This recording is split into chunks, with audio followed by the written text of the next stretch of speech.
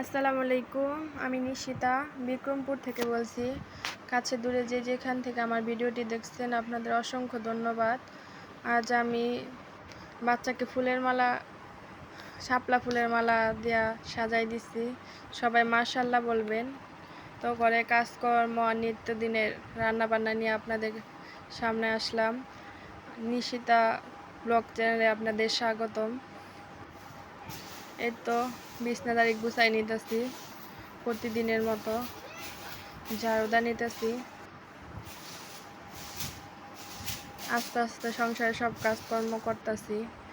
সকালে রান্না বান্না করছি, আপনাদের ভাইকে খাওয়াইয়া তার কর্মস্থলে পাঠাইছি।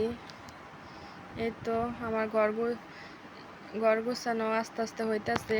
তো খাটটা গুছাই ফেলাইলাম, বিছনাটা। এখন ওয়ার্ড্রোবের সামনে থেকে জিনিসপত্র সরামো, ড্রেসিং টেবিলের সামনে থেকে। এই তো ড্রেসিং টেবিলে থেকে ছেলের তেলের বোতল, চিরুনি, বইটু এগুলো নামায় নিলাম। এখন এই জায়গাটাও মুইসা নিব সুন্দর করে। এই তো ওয়ার্ড্রোবের উপরে এই ময়লাগুলো আস্তে আস্তে পরিষ্কার করে হালাইতেছি। তো পরিষ্কার করার পরে এরকম হয়েছে, বলবেন যে সুন্দর হয়েছে কিনা ঘর গোছানোটা। আমার ঘরে এরকম আহামরি কোনো ফার্নিচার নাই, যা আছে তাই আপনাদের মাঝে শেয়ার করি।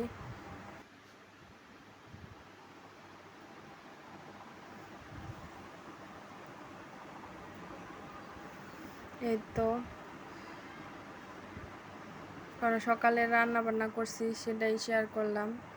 এই তো আলু কুচি করে নিচ্ছি, কাঁচামরিচ, পেঁয়াজ আর এটা কাসকি মাছ। আমরা কাসকি মাছ আদা রসুন খাই না।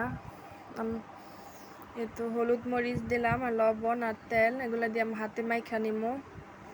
এই রান্নাটা অসম্ভব মজা হয়।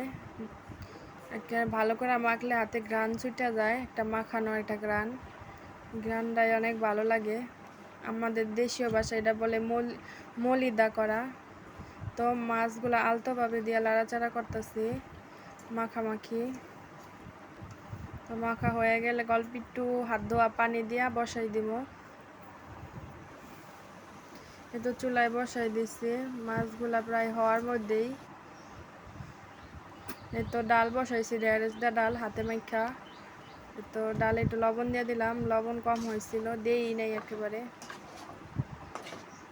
আগে দিলে ডালে লবণ দিলে ফুটে না, এই জন্য একটু পরে দেই।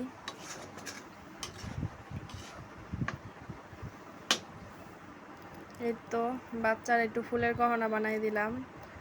মাঝে মাঝে তো বাচ্চারাও একটু সময় দেওয়া লাগে, নাহলে তো বাচ্চারাও তো একটু অন্যরকম হয়ে যায়। এগুলো শাপলা কাটার সময় এগুলো রাখছিলাম যেন বাচ্চারা যেন একটা গহনা বানাই দিতে পারি। এই তো আমার বাচ্চাদের পড়াই দিচ্ছি। এক সময় আমরাও বানায় পড়তাম আর উঠান বইরা হাঁটতাম, সেই দিনগুলোর কথা এখন মনে হয় না আর সেই দিনগুলো আর ফিরে পাবো, কিন্তু মনে হয় যে সেই দিনগুলোতে ফিরে যেতে পারলে অনেক ভালো হতো। সবাই পাশে থাকবেন। আসসালামু আলাইকুম।